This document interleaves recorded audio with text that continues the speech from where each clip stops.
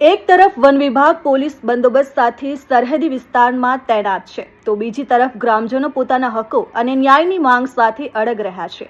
સમગ્ર મામલે સરકાર અને સંબંધિત તંત્રની નજર કેન્દ્રિત થઈ છે.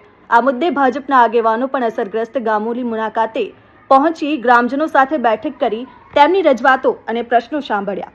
આગેવાનોએ જણાવ્યું કે તેઓ સોમવારે ગાંધીનગર જઈ નાયબ મુખ્યમંત્રી તેમજ વન મંત્રી સમક્ષ સમગ્ર મામલાની રજૂઆત કરી યોગ્ય અને ન્યાયસંગત નિર્ણય લાવવા પ્રયાસ કરશે.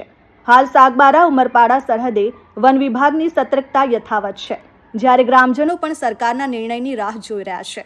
તેમને આશા છે કે વર્ષોથી પડતર રહેલ જંગલ જમીનના હકોના પ્રશ્નોનો યોગ્ય ઉકેલ આવશે. આ દરમિયાન ગ્રામજનોએ મીડિયા સમક્ષ પોતાની પેન્ડિંગ અરજીઓ, દાવા અને સંબંધિત દસ્તાવેજો રજૂ કરી પોતાની વ્યથા વ્યક્ત કરી હતી. હવે સરકાર આ રજૂઆતો અંગે શું નિર્ણય લે છે અને સંબંધિત તંત્ર દ્વારા કયા પગલાં લેવામાં આવે છે તેના પર સમગ્ર વિસ્તારની નજર મંડાઈ રહી છે. Philip Vasava, RN news, Sagbara, Narmada.